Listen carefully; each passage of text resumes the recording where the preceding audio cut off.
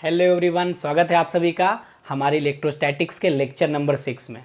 Lecture number 5 में हम लोग कूलम्ब्स लॉ और इलेक्ट्रोस्टैटिक फोर्स पे चर्चा कर चुके हैं। बहुत हद तक आप समझ गए होंगे कि इलेक्ट्रोस्टैटिक फोर्स और कूलम्ब्स लॉ क्या होता है। आज हम लोग कूलम्ब्स लॉ का पार्ट 2 करेंगे। पार्ट 2 इन द सेंस कि कूलम्ब्स लॉ में जो भी बातें रह गई हैं, कुछ इंपॉर्टेंट बातें हैं जो कूलम्ब्स लॉ से रिलेटेड है, उसका क्या क्या एप्लीकेशन है, उस पर चर्चा हम आज के वीडियो में करेंगे। तो सभी लोग इलेक्ट्रोस्टैटिक्स के वीडियो 6 के लिए तैयार हो जाइए।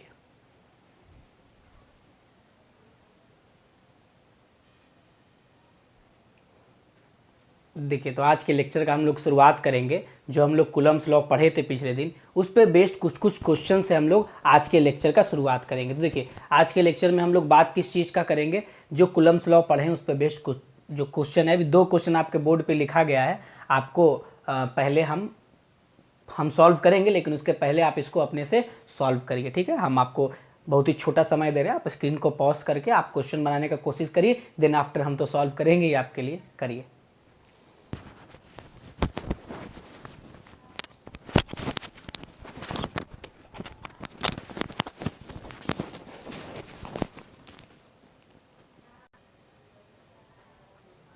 देखिए, तो जो पहला क्वेश्चन है क्या है, आप अगर आप सॉल्व कर लिए होंगे तो अच्छी बात है, नहीं किए तो देखिए कैसे सॉल्व हुआ। क्या कर रहा है, the force between two charges place that distance r is F, है ना। क्या कह रहा है, 2 चार्ज है। ओह, क्वेश्चन में कुछ मिस्टेक हो गया है। क्या कह रहा है आपसे कि force between two charges place that distance r is F, है ना। ये लाइन लिखने की जरूरत नहीं है क्योंकि आर दूरी पे रखा हुआ है ना। ये बस उसको हटा दिए उस लाइन को। क्या कर रहा है, और अच्छे से इसको मिटा देते हैं, है ना। यही लाइन है। क्या कर रहा है इस क्वेश्चन में कि the force between two charges place that distance r is F, यानी आर डिस्टेंस पे रखा हुआ है तो कितना फोर्स लग रहा है, F. What will be the distance between them so that force between them is f/3। क्या कर रहा है, उसके बीच का दूरी कितना होगा ताकि जो फोर्स है वो f/3 हो जाए। तो देखिए, कूलम्ब्स लॉ से हम जानते हैं, बहुत ही सिंपल है, सब कुछ तो सेम रखा है ना इसमें। क्या है, k q1 q2 बटा आर स्क्वायर, सब कुछ तो सेम है, सिर्फ दूरी बदल, सिर्फ फोर्स बदल रहा है, उसके लिए दूरी कितना होगा। तो इससे ये रिलेशन है f directly proportional to r square, inversely proportional to r square. तो आप लिखिएगा ना, पहले ऐसे लिख दीजिए आप, F1 बटा F2 इज इक्वल टू क्या, R2 बटा R1 का होल स्क्वायर, R2 बटा R1 का होल स्क्वायर। क्यों, क्योंकि F जो है R के इन्वर्सली प्रोपोर्शनल है, तो लिख दिए F1 बटा F2 is equal to R2 बटा R1 का होल स्क्वायर। तो देखिए, शुरुआत में कितना फोर्स है, F1 के जगह पे, बाद में कितना फोर्स होता है, F/3, मतलब ये हो गया। अब R2 हमको निकालना है भाई, और R1 कितना दिया हुआ है, R, तो इसका क्या हो गया, होल स्क्वायर। तो F से F कट गया, F से F क्या हो गया, कट गया। तो यहाँ से क्या बचेगा, इधर से आप क्या करिएगा, स्क्वायर हटाइएगा तो इधर रूट चढ़ जाएगा। तो क्या बचेगा, √3 इज इक्वल टू R2 बटा आर, R2 बटा आर। तो R2 इज इक्वल टू क्या हो जाएगा, √3R, है ना। क्या हो जाएगा, R2 is equal to √3R, है ना। R2 बराबर आप क्या लिख देंगे, यहाँ से √3R लिख देंगे। आपको दिख रहा है कि नहीं दिख रहा है, दिख रहा होगा, है ना। R2 किसके बराबर होगा, √3R, जब फोर्स f/3 होगा। तो सिंपल है, बहुत कुछ करना नहीं था, बस फॉर्मूला पुटिंग था। अब फॉर्मूला को अच्छे से यूज कर पाइए, ये आपके लिए इंपॉर्टेंट है, इसीलिए ये क्वेश्चन आपके लिए बता दिया गया, ठीक है। अब आगे देखिए, अगला क्वेश्चन, ये थोड़ा सा अच्छा क्वेश्चन है इसके तुलना में। इस क्वेश्चन में क्या कहा जा रहा है, इस क्वेश्चन में क्या कहा जा रहा है, जो देखिए, कर है 2 positively charge ions carrying equal charges repel each other by the force 3.7 into 10⁻⁹ Newton. यानी 2 इक्वल चार्ज है, एक दूसरे को रिपेल कर रहा है कितने फोर्स से, 3.7 इंटू 10⁻⁹ न्यूटन से। और क्या कर रहा है कि जब उसके बीच का दूरी कितना है आपका, 5 एंगस्ट्रॉम, कितना दूरी है उसके बीच का, 5 एंगस्ट्रॉम। तो कह रहा है कितना इलेक्ट्रॉन चार्ज से मिसिंग होगा, ये आपसे पूछ रहा है। तो देखिए, सबसे पहला अप्रोच हमारा ये है कि हम कूलम्ब्स लॉ लगाएं दोनों चार्ज के लिए, के, और 2 पॉजिटिवली चार्ज आया, यानी इक्वल चार्ज कैरी कर रहा है। तो इक्वल चार्ज कैरी कर रहा है तो हम क्या कहेंगे, Q1 Q2 को Q स्क्वायर लिख देते हैं, दोनों तो सेम है ना, Q इंटू Q मान लेते हैं क्या, Q स्क्वायर। तो क्या हो गया आपका, K Q स्क्वायर और बटा डिस्टेंस का स्क्वायर, ध्यान दीजिएगा आप, यहाँ से हो गया। अब फोर्स के जगह पे क्या रख देते हैं हम, फोर्स के जगह पे हम रख देते हैं 3.7 और इंटू 10⁻⁹। क्या रखेंगे फोर्स के जगह पे, 3.7 इंटू 10⁻⁹। K का वैल्यू क्या है, के का वैल्यू आप जानते हैं इलेक्ट्रोस्टैटिक्स में क्या है, 9 इंटू 10⁹ 9, और ये हो गया क्यू स्क्वायर जिसके बारे में हमको पता नहीं है ना, क्या हो गया क्यू स्क्वायर जिसके बारे में पता नहीं है, और डिस्टेंस 5 एंगस्ट्रम है, तो एंगस्ट्रम होता है 10⁻⁻10, तो 5 इंटू 10⁻⁻10 का होल स्क्वायर, क्या हो गया ये 5 इंटू 10⁻⁻10 का होल स्क्वायर हो गया। यहाँ तक हम बात कर लिए।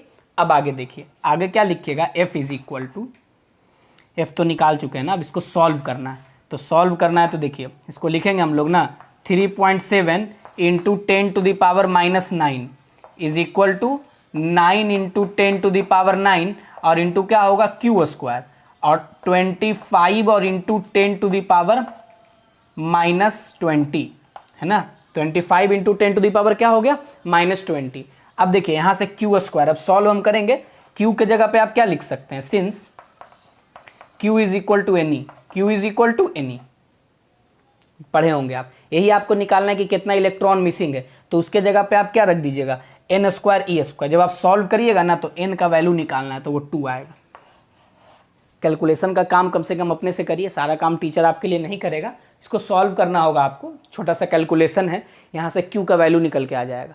Q बराबर एन ही होता है, n का वैल्यू होता है 1.6 इंटू 10⁻⁻, का नहीं, E का बेसिक इलेक्ट्रॉनिक चार्ज 1.6 इंटू 10⁻⁻19 रखिएगा, तो कितना इलेक्ट्रॉन मिसिंग होगा, n बराबर 2 आंसर आएगा। आप खुद से सॉल्व कर सकते हैं, हम आपको तरीका बता दिए। Q बराबर n ही रखेंगे, बहुत ही आसानी से n का वैल्यू 2 निकल के n square is equal to 4 आ जाएगा, n बराबर 2 आ जाएगा। ठीक है, यही 2 क्वेश्चन था कूलम्स लॉ पे आधारित। अब आप इसको नोट करिए, स्क्रीनशॉट लीजिए, देन हम लोग फिर आगे चर्चा बढ़ाते हैं।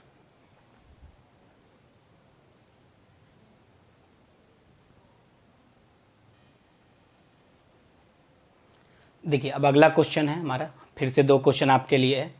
क्या है क्वेश्चन, ये बहुत ही कॉमन क्वेश्चन है, अक्सर आपको ये बुक्स वगैरह में मिलता है, बनाने का तरीका बहुत सिंपल है, थोड़ा सा आपको मैथमेटिक्स का नॉलेज होना चाहिए इसके लिए। करा है charge Q is divided into 2 parts, एक चार्ज Q इसको 2 पार्ट में डिवाइड किया, such that repulsive force between the 2 part is maximum, मतलब 2 पार्ट में डिवाइड करेंगे, दोनों प्लस होना चाहिए तभी ना रिपल्सिव फोर्स लगेगा, ये दोनों माइनस होना चाहिए, लाइक होना चाहिए, है ना। Then the find the ratio of charges on 2 parts, तो दोनों पार्ट पे जो फोर्स है, मतलब दोनों क्या बोल रहे हैं, फोर्स मैक्सिमम है, तो जो 2 पार्ट हम किए हैं उस 2 पार्ट का रेशियो क्या होगा ये बताना है। जैसे देखिए आप ऐसे समझिए कि मान लीजिए ये चार्ज Q था, इसको 2 पार्ट में बांट दिए, एक मान लीजिए Q है और दूसरा क्या होगा Q माइनस Q, दूसरा क्या होगा Q माइनस Q, एक Q है दूसरा क्या होगा Q माइनस Q। ठीक है, तो देखिए अब ये दोनों के बीच में जो फोर्स लगेगा वो मैक्सिमम होगा, वो क्या होगा आपका मैक्सिमम होगा। तो वो मैक्सिमम कब होगा भाई, तो पहले ये दोनों के फोर्स का इक्वेशन लिखेंगे F है ना K, ठीक है, एक चार्ज Q हो गया, दूसरा क्या हो गया Q माइनस Q, और दोनों के बीच का दूरी हम मान लेते हैं R square, K Q1 Q2 बटा R स्क्वायर। यही जो होना चाहिए वो क्या होना चाहिए, ये फोर्स मैक्सिमम होना चाहिए, यही फोर्स क्या होना चाहिए मैक्सिमम, मतलब ये ऐसे बांटें कि जो फोर्स हो मैक्सिमम हो, तो उसके लिए ये दोनों चार्ज जो बांटे इसका रेशियो क्या होगा। तो देखिए डिफ्रेंसिएशन जब कैलकुलस पढ़ते हैं हम लोग 11th क्लास में, तो हम लोग ध्यान रखते हैं एक चीज़ का, for force to be maximum. देखिए फोर्स किसका फंक्शन है, यहाँ पे R दूरी तो फिक्स है, R दूरी क्या है फिक्स है, तो फोर्स को मैक्सिमम होने के लिए, फोर्स को क्या होने के लिए मैक्सिमम होने के लिए क्या जरूरी है, फोर्स Q का फंक्शन है, इसी Q पर फोर्स मैक्सिमम मिनिमम डिपेंड करेगा, तो जो जिसका फंक्शन है उसके रिस्पेक्ट में उसका फर्स्ट डेरिवेटिव, मतलब आप कह दीजिए कि df बटा dq क्या होना चाहिए 0 होना चाहिए, फर्स्ट डेरिवेटिव क्या होना चाहिए 0, df बटा dq क्या होना चाहिए 0 होना चाहिए, फर्स्ट डेरिवेटिव 0 होगा तब फोर्स क्या होगा आपका मैक्सिमम होगा, किसके रिस्पेक्ट में, जिसका वो फंक्शन है, तो वो Q का फंक्शन है, इसको जिस हिसाब से बांटेंगे तो df बटा dq क्या होना चाहिए आपका मैक्सिमम होगा, df बटा dq 0 होगा, तभी आपका फोर्स मैक्सिमम हो सकता है। अब सिंपल आपको यहाँ पे डिफ्रेंसिएशन लगाना है, तो इसके लिए हम यहाँ पे लिख रहे हैं, फिर मिटा देंगे, फिर आप जो है ना आगे सॉल्व करिएगा अगले क्वेश्चन। देखिए अब ये तो हम लिख दिए df बटा dq मैक्सिमम, तो आप यहाँ से क्या लिखिएगा d बटा dq ऑफ जो फोर्स का इक्वेशन है, क्या फोर्स का इक्वेशन है k q और क्या q माइनस q और बटा क्या हो गया r का स्क्वायर बराबर क्या होना चाहिए 0, फर्स्ट डेरिवेटिव तो 0 ऐसे ही करेंगे।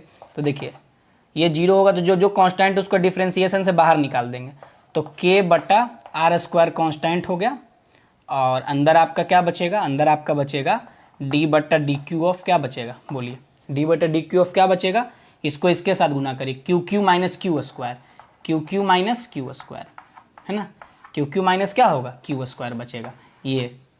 तो यहाँ से आप ये तो इधर ले आइएगा, तो ये तो यही जीरो होना चाहिए, यही क्या होना चाहिए आपका, जीरो होना चाहिए, उसी को किसके बराबर होना चाहिए, जीरो के बराबर होना चाहिए। तो देखिए, तो इसीलिए आप ये तो जीरो हो ही गया k बटा आर स्क्वायर, इसका मतलब क्या है कि d बटा d q of q q और minus q square should be equal to zero, है ना, फर्स्ट डेरिवेटिव जीरो करना है तो क्यू क्यू का डिफ्रेंसिएशन क्या होगा, ये क्यू तो कांस्टेंट है ना, ये टोटल चार्ज है, तो यू भी रूल लगाएंगे, ये बाहर निकल जाएगा, कांस्टेंट बाहर निकल जाएगा, डिफ्रेंसिएशन किसका होगा, डी क्यू बटा डी क्यू का, तो क्या लिखेगा डिफ्रेंसिएशन करके, डी क्यू ये हो गया क्यू और डी क्यू बटा डी क्यू 1 और माइनस क्या 2q बराबर जीरो। तो यहाँ से आप क्या लिखिएगा, q is equal to 2q, तो q बराबर क्या बचेगा, q बाई 2, q बराबर क्या बचेगा, q बाई 2, मतलब ये क्या आ गया q बाई 2, तो ये भी क्या होगा q बाई 2, तो रिक्वायर्ड रेशियो क्या होगा, मतलब दोनों चार्ज को बराबर बराबर बांटेंगे ना तभी मैक्सिमम फोर्स लग सकता है। तो रिक्वायर्ड रेशियो क्या होगा भाई, तो रिक्वायर्ड रेशियो होगा 1:1। कहिएगा कैसे 1:1 होगा भाई, तो एक जब रिक्वायर्ड रेशियो 1:1 हो गया, क्योंकि एक जो है ये q बाई 2 आ गया, तो ये भी q बाई 2 होगा, q माइनस q बाई 2, ये भी q बाई 2 बचेगा। तो दोनों यही कह रहा है कि दोनों पार्ट पे जो चार्ज है उसका रेशियो क्या होगा, तो q बाई 2 का रेशियो क्या होगा 1:1, तो क्या हो गया 1। ऐसे भी जनरल है कि जैसे मान लीजिए 10 है, इसको दो पार्ट में हम कैसे बांटेंगे कि इसका प्रोडक्ट मैक्सिमम हो, तो सिंपल सी बात है, 10 को अगर हम 2 गुने 5 लिखेंगे तो 2 गुने 5 लिखेंगे, या फिर 10 को आपको दो पार्ट में बांटना है, तो 10 को आप दो पार्ट में कैसे बांटिएगा, 2 गुने 5 नहीं लिख सकते, दो पार्ट में बांटना है। तो देखिए सबसे जो मैक्सिमम प्रोडक्ट देगा वो 5 × 5 देगा, बाकी 6 और 4 भी 10 होता है, तो उसका प्रोडक्ट करिएगा तो 24 आएगा, है ना, 8 और 2 भी 10 होता है, तो 8 गुने 2 क्या होगा 10, 6 और 4 भी 10 होता है, तो लिख ही दिए हम। तो आप सोचिए कि 10 को हम लोग 5-5 में बांटे, 6-4 में बांटे, 8-2 में बांटे, तो सबसे ज़्यादा फोर्स कब लगेगा, जब उसको बराबर बराबर हिस्सा में बांटेंगे। 10 को 2 बराबर बराबर हिस्सा में बांटे 5-5, अब इसको मल्टीप्लाई करिए 25, 6-4 में बांटे तो 24, 8-2 में बांटे तो 16, यानी हर हाल में मैक्सिमम फोर्स तभी लगेगा जब इसको बराबर बराबर हिस्से में हम क्या करेंगे, बांटेंगे। ठीक है, तो यहाँ पे यही तरीका है, यहाँ पे बेसिक कॉन्सेप्ट यही था कि कहीं पे भी अगर इस तरह का फंक्शन हो, मैक्सिमम या मिनिमम वैल्यू पूछे, तो कैलकुलस का मैक्सिमा और मिनिमा वाला कॉन्सेप्ट लगाएंगे। ठीक है, और वहीं से हम लोग क्या करेंगे, फिर फर्स्ट डेरिवेटिव जीरो करके किसी भी चीज़ का मैक्सिमा या मिनिमा हम पता कर सकते हैं। ठीक है, तो आप इसका स्क्रीनशॉट लीजिए, याद रखिएगा इस तरह के क्वेश्चन को, बोर्ड्स वगैरह में अक्सर पूछा जाता है, नीट में कम ही पूछा जाता है, क्योंकि पहले पूछा जाता है ये सब तरह का क्वेश्चन, अब बच्चों के जुबान पे होता है इसका आंसर, बहुत सारे बुक्स में दिया हुआ है, तो इसका आंसर आपके जुबान पे होता है, इसीलिए तो आप पहले ये इसका क्वेश्चन का स्क्रीनशॉट लीजिए, फिर हमारे पास एक क्वेश्चन और पड़ा हुआ है उसको करेंगे।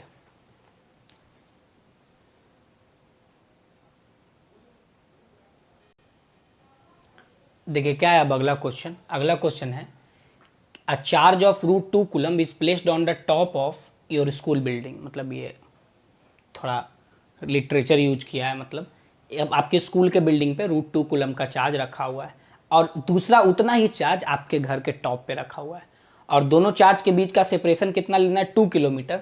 तो कह रहा है how many kilo Newton of force exerted by charge on each other, है ना, कितना फोर्स एक चार्ज दूसरे चार्ज पे लगाता है। बहुत ही सिंपल है यार, ये तो फॉर्मूला पुटिंग है। F बराबर हम क्या लिख सकते हैं, यहाँ से F बराबर लिख सकते हैं ना K × Q1 Q2 और बटा R स्क्वायर। K का वैल्यू जानते हैं 9 × 10⁹ होता है, Q1 है √2, Q2 भी उतना ही है √2, और डिवाइडेड बटा दोनों के बीच का दूरी 2 किलोमीटर है, 2 × 10⁻³ इसका होल स्क्वायर, है ना। क्या बचेगा यहाँ से 9 × 10⁹, √2 गुना √2 2 हो गया, 2 2 जा 4 × 10⁻6 हो गया, है ना। इससे ये 2 बार में कट गया, 9/2 क्या हो जाएगा 4.5, और ये ऊपर चला जाएगा 9 - 6 3 हो जाएगा। तो क्या न्यूटन पूछ रहा है, कितना किलो न्यूटन, तो बदल देंगे किलो न्यूटन में, तो क्या होगा answer 4.5 kilo Newton is the answer. क्या आंसर होगा हमारा 4.5 किलो न्यूटन। ठीक है, तो ये कूलम्स लॉ पे बेस्ड हम लोग कुछ कुछ बेसिक क्वेश्चन किए। बहुत ही अच्छा क्वेश्चन करने के लिए हम लोग को कूलम्स लॉ का वेक्टर फॉर्म और सुपरपोजिशन प्रिंसिपल वगैरह पढ़ना पड़ेगा। तो कूलम्स लॉ पे बेस्ड बेसिक क्वेश्चन हम लोग कर चुके हैं। अब हम लोग कूलम्स लॉ का वेक्टर फॉर्म पढ़ेंगे और फिर क्वेश्चन का खूबसूरती और बढ़ेगा जो हम आगे क्वेश्चंस करेंगे उसमें। तो इसका स्क्रीनशॉट लीजिए, फिर आगे बढ़ते हैं।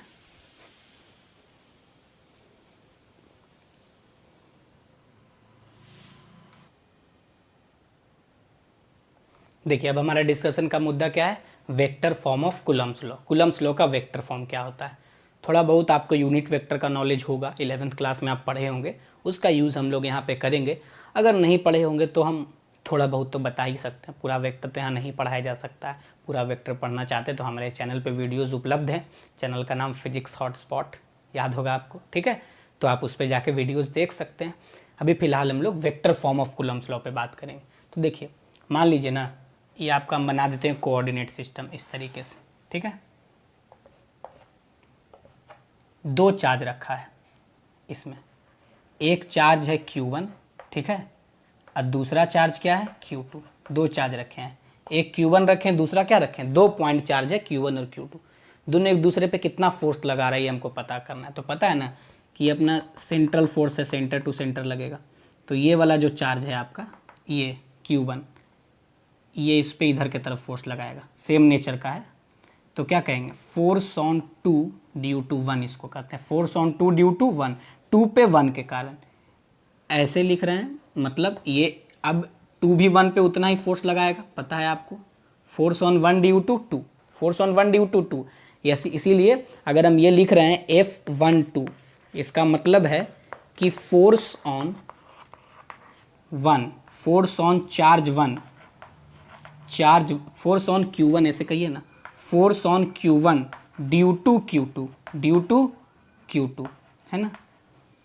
और F21 का मतलब क्या होगा, force on Q2 due to Q1, due to Q1, force on Q2 due to Q1, ये हुआ।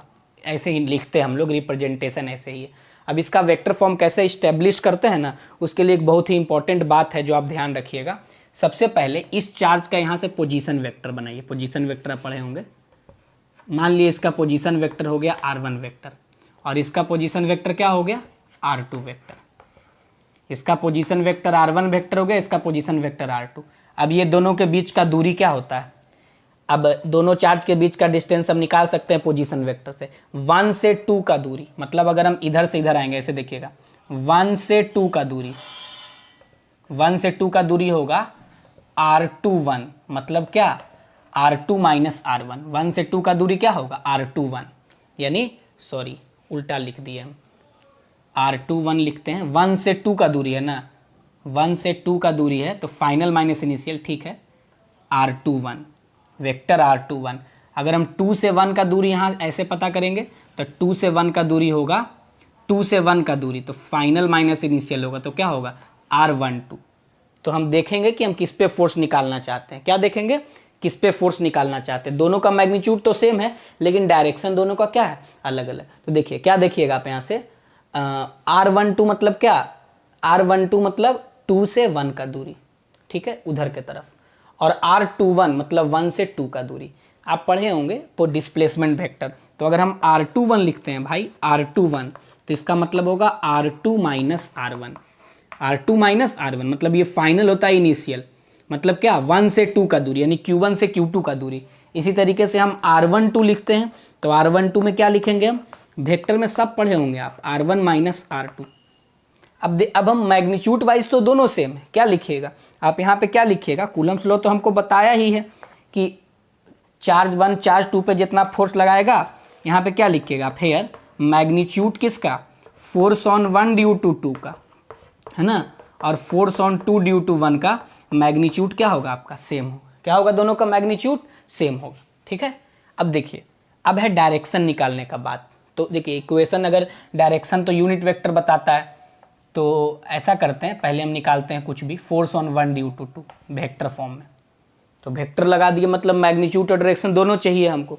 तो मैग्नीट्यूड में हम लोग क्या लिखेंगे, मैग्नीट्यूड में हम लोग लिखेंगे K, है ना, और Q1 कहाँ है, Q1, इसमें तो कोई परिवर्तन होगा नहीं, Q2, के Q1 Q2 और दूरी 1 2 है ना, फोर्स ऑन 1 ड्यू टू 2, यहीं पे ध्यान रखना है, फोर्स ऑन 1 ड्यू टू 2, तो यहाँ से यहाँ का दूरी क्या है, वेक्टर फॉर्म में तो ध्यान रखना है, यहाँ से यहाँ का दूरी r12 है, तो यहाँ पे लिखेंगे r12 वेक्टर का जो मॉड है उसका स्क्वायर, ये हुआ मैग्नीट्यूड है ना, और इनटू डायरेक्शन क्या लिखिएगा, तो इसका डायरेक्शन किधर के तरफ है, तो डायरेक्शन में लिखेंगे r12 का कैप, r12 का कैप, कहिए कैसे कैप लिखेंगे, कैप यूनिट वेक्टर को बताता है, तो ये मैग्नीट्यूड बता दिए, ये क्या बता दिया, डायरेक्शन, यही वेक्टर फॉर्म है, इसको ऐसे लिखा जाता है, देखिए, और इसको ऐसे लिखेंगे के Q1 Q2 और r12 वेक्टर का मॉड का होल स्क्वायर, तो दूरी है, सिंपल डिस्टेंस है, तो जो वेक्टर उसके मॉड का स्क्वायर ले लेंगे, क्या यूनिट वेक्टर को हम ऐसे लिखते हैं, r12 है तो इसको लिखेंगे वेक्टर और डिवाइडेड बटा उस वेक्टर का मैग्नीट्यूड, यूनिट वेक्टर मतलब होता है a vector divided by the magnitude of itself, तो r12 वेक्टर डिवाइडेड बटा उसका खुद का मैग्नीट्यूड यूनिट वेक्टर देगा, r12 कैप देगा, तो यहाँ से आप इसको ऐसे लिखेंगे, इसीलिए F12 vector is equal to क्या लिख सकते हैं आप, के Q1 Q2 और डिवाइडेड बटा r12 वेक्टर के मॉड का होल क्यूब और इंटू r12 वेक्टर, ये हुआ वेक्टर फॉर्म में, अब होल क्यूब लिख दिए तो डरिएगा नहीं क्योंकि यहाँ वेक्टर लिखे हैं, तो देखिए सिंपल रिप्रेजेंटेशन आप वेक्टर फॉर्म में ऐसे भी कर सकते हैं यूनिट वेक्टर के रूप में, अगर यूनिट वेक्टर नहीं यूज करना है तो यूनिट वेक्टर के जगह पे हम लोग उसका फॉर्मूला रख के ऐसे भी लिख सकते हैं। सिमिलरली ये फोर्स ऑन 1 ड्यू टू 2 हो गया, सिमिलरली पता है आप क्या लिख सकते हैं, आप लिख सकते हैं similarly force on 2 due to 1, force on 2 due to 1 बराबर क्या लिखिएगा, के Q1 Q2, 2 ड्यू टू 1 है ना, तो क्या लिखिएगा r21 के मॉड का होल क्यूब और इंटू क्या r21 vector, this is Coulomb's law in vector form, यही क्या है, बस 21 के जगह 12 के जगह 21 लिखे, यही आपका Coulomb's law in vector form है, इससे मैग्नीट्यूड और डायरेक्शन, अब देखिए सिंपल सी बात है कि फोर्स ऑन 2 ड्यू टू 1 किधर होगा, तो जिधर आपका r21 वेक्टर है, तो देखिए फोर्स ऑन 2 ड्यू टू 1 किधर है, जिधर आपका r21 वेक्टर है, इसको किसी किसी बुक में ऐसे भी लिख देगा, ऐसे लिखता है, देखिए लिखेगा कि force on 1 due to 2 is equal to k Q1 Q2, डराने के लिए बच्चा को कुछ भी करेगा, r12 को क्या लिखेगा, r1 माइनस r2 वेक्टर का मॉड का होल क्यूब, लिख दिया, r12 को लिख दिया r1 माइनस, और इसको लिख देगा क्या, मॉड है नहीं ना है तो खाली लिखेगा r1 माइनस r2 वेक्टर, क्या लिखेगा r1 माइनस r2 वेक्टर लिख देगा, समझे बात को, वो क्या लिख देगा r1 माइनस r2, बस इसको तोड़ दिया, r12 को बताया ना लिखने के लिए, क्या लिखने के लिए बताया r1 माइनस r2, तो वही कर दिया, और क्या यहाँ पे r12 को लिख दिया r1 माइनस r2 का होल क्यूब और r1 माइनस r2 वेक्टर, यहाँ भी हम लोग लिख सकते हैं, हम लोग क्या लिख सकते हैं, यहाँ पे हम लोग r21 को लिख देंगे r2 vector minus r1 vector के मॉड का होल क्यूब और into r2 vector minus r1 vector, जैसे हम लोग वहाँ पे लिखे r1 माइनस r2, ब्रेक करके लिखना, बड़ा लगेगा देखने में, कुछ है नहीं, सिंपल वेक्टर है, डायरेक्शन है, तो यही था Coulomb's law in vector form, बहुत ही सिंपल टॉपिक है, कुछ है नहीं, बस डायरेक्शन का ख्याल रखना होता है। अब आप इसका स्क्रीनशॉट लीजिए, फिर हम लोग कुछ और डायरेक्शन पे चर्चा करेंगे, कूलम्स लॉ के का जो है थ्योरी यहाँ पे ख़त्म हो जाएगा, फिर उसका एप्लीकेशन वगैरह हम लोग देखेंगे, इसके बाद हम लोग डायरेक्शन देखते हैं, पहले आप इसका स्क्रीनशॉट ले लीजिए।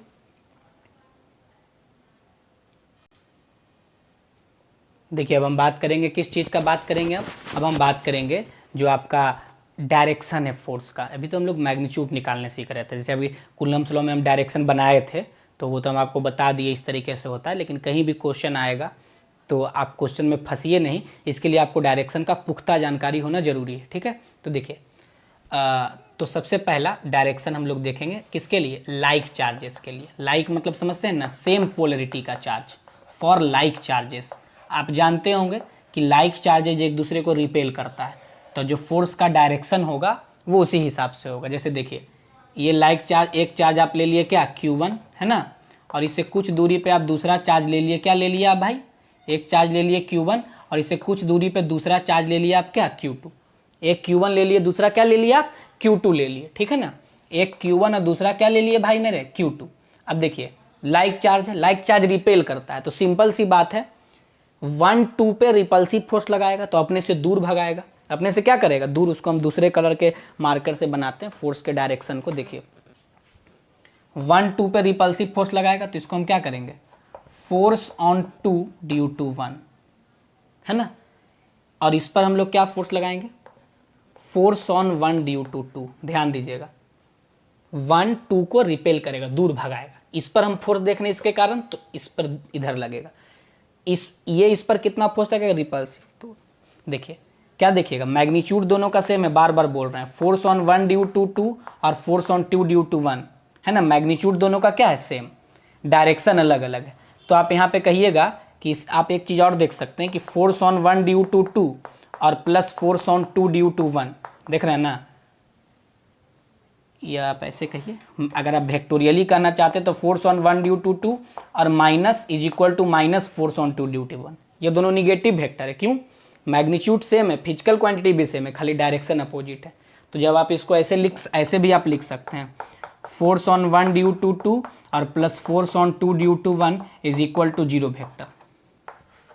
यानी अब सोच लीजिए, इसके कहने का ये मतलब है कि नेट फोर्स 0 है। नेट फोर्स सिस्टम पे क्या है, 0। एक चार्ज पे नहीं, ये दो चार्ज के सिस्टम पे नेट फोर्स क्या है, 0। और नेट फोर्स 0 मतलब मोमेंटम P, मोमेंटम क्या होगा, कंजर्व होगा। तो इस तरह के सिस्टम में आपका मोमेंटम क्या होता है भाई, कंजर्व होता है। ध्यान रखना है, मोमेंटम क्या होता है, कंजर्व होता है। क्योंकि आप पढ़े होंगे कि Newton second law of motion में, in Newton second law of motion, Newton second law of motion क्या पढ़ते हैं आप Newton second law of motion में, कि अगर एफ नेट 0 है, अगर किसी बॉडी पे नेट फोर्स नहीं लग रहा है, तो उसका जो मोमेंटम होता है वो कंजर्व होता है। उसका मोमेंटम क्या होता है, कंजर्व। ये आप Newton second law of motion में बचपन में पढ़ते हैं, ठीक है, वही चीज़ है। ये हुआ लाइक चार्ज के लिए। उसी तरीके से दो चार्ज है, दोनों लाइक है। अब देखिए, अब उसी तरीके से क्या होगा, अनलाइक चार्ज होगा। क्या होगा आपका, अनलाइक चार्ज होगा। तो अनलाइक चार्ज के लिए आप क्या करिएगा, for unlike charges, for unlike charges, unlike charges के लिए क्या कहिएगा, है ना, अनलाइक चार्जेस। अनलाइक चार्जेस के लिए आप क्या बात करेंगे, जैसे देखिए ये है आपका एक चार्ज और ये क्या है आपका दूसरा चार्ज, और दोनों अनलाइक है। अनलाइक मतलब ये Q1 और ये क्या है माइनस Q2, ये Q1 ये माइनस Q2, और इसके बीच का दूरी क्या है, R है। इसके बीच का दूरी क्या है, R है ना। समझ, R दूरी से तो कोई मतलब है नहीं। अब देखिए ये वाला चार्ज इसको, चूंकि दोनों अनलाइक चार्जेज अट्रैक्ट करता है, तो ये वाला चार्ज इसको अपने तरफ अट्रैक्ट करेगा और कहेंगे ये फोर्स ऑन 2 ड्यू टू 1 है। और उसी तरीके से ये वाला चार्ज इसको भी अपने तरफ क्या करेगा, अट्रैक्ट करेगा, force on 1 due to 2, force on 1 due to 2। फिर से वही डायरेक्शन अपोजिट आया, फिर से आप वही बात कहेंगे क्या, कि फोर्स ऑन 1 ड्यू टू 2 और plus force on 2 due to 1, इसका वेक्टर सम 0 होगा। इसका वेक्टर सम क्या होगा, 0 वेक्टर होगा। फिर से मोमेंटम कंजर्व। ये हमेशा कूलम्स लॉ में सिस्टम का मोमेंटम क्या होगा, कंजर्व होगा, कांस्टेंट होगा, बिकॉज नेट फोर्स जो सिस्टम का है वो क्या है आपका 0 है। उसके बाद आप तीसरा बात करिएगा, तीसरा में क्या लिखिएगा आप, तीसरा में बात करिएगा। ये सब तो दो चार्ज है, ये सब जो हम पढ़े ये सब क्या है आपका दो चार्ज। लेकिन अगर सिस्टम ऑफ चार्ज है, क्या है आपका सिस्टम ऑफ चार्ज। अब कहिएगा सिस्टम ऑफ चार्ज क्या, तो ढेर सारा चार्ज है, दो चार्ज नहीं है, दो से ज़्यादा चार्ज है। तो सिस्टम ऑफ चार्जेज में फोर्स का डायरेक्शन वगैरह निकालने के लिए, मैग्नीट्यूड निकालने के लिए हम लोग किस चीज़ का यूज़ करते हैं, ध्यान रखना है। सिस्टम ऑफ चार्जेस के लिए हम लोग क्या यूज़ करते हैं, यूज सुपरपोजिशन प्रिंसिपल। क्या यूज़ करते हैं, सुपरपोजिशन प्रिंसिपल, है ना, सुपरपोजिशन प्रिंसिपल हम लोग यूज़ करते हैं। अब आप कहिएगा सुपरपोजिशन प्रिंसिपल क्या होता है, तो कूलम्स लॉ केवल 2 पॉइंट चार्ज के लिए लगाया जा सकता है। तो समझ लीजिए उसी को ओवर, अगर 2 से ज़्यादा चार्ज है तो हम लोग कैसे लगाएंगे, तो हर 2 चार्ज के बीच का फोर्स निकाल लेंगे। जिस भी एक पार्टिकुलर चार्ज पे हमको फोर्स पता करना है, जैसे मान लीजिए हम एक ट्रायंगल ले लिए एग्जाम्पल के तौर पे, और इस ट्रायंगल में यहाँ चार्ज रखा हुआ है Q1, यहाँ पे चार्ज Q2, यहाँ पे चार्ज Q3, है ना, और यहाँ पे एक चार्ज है Q0, और कहेंगे बताइए इस चार्ज पे कितना फोर्स लग रहा है। तो कितना फोर्स लग रहा है, तो इसके आसपास 3 चार्ज है। देखिए जब तीनों चार्ज इस पे फोर्स लगेगा तो क्या होगा, ये जब इस पे फोर्स लगेगा, ये वाला जब इस पे फोर्स लगाएगा तो इसको दूर भगाएगा, ये इसको पर फोर्स लगेगा क्योंकि ये प्लस है ना, दूर ये दूर, 3 फोर्स लग रहा है, तीनों का डायरेक्शन अलग अलग, इसको वेक्टोरियली जोड़ना होगा। तो यही सुपरपोजिशन प्रिंसिपल का रोल है। तो सुपरपोजिशन प्रिंसिपल ये सब एग्जाम्पल करेंगे, अभी हम समझाने के लिए किए हैं। तो तीनों फोर्स जो लग रहा था उसको वेक्टोरियली क्या करेंगे, हम ऐड कर देंगे। तो सुपरपोजिशन प्रिंसिपल हमको क्या बताता है, तो सुपरपोजिशन प्रिंसिपल बताता है कि the net force acting on a charge, है ना, एक्टिंग ऑन अ चार्ज, किसी एक चार्ज पे, एक्टिंग ऑन अ चार्ज किसी एक चार्ज पे, by the group of charges, है ना, by the group of charges, उसके आसपास जो चार्ज है उसके ढेर सारा सिस्टम ऑफ चार्ज या ग्रुप ऑफ चार्जेस। तो क्या लिख रहे हैं, the net force acting on A charge by the group of charges, is the, वो क्या है आपका, वो वेक्टर सम है, is the vector some of all the forces acting between the given charge, acting between the charges, है ना, acting between the charges।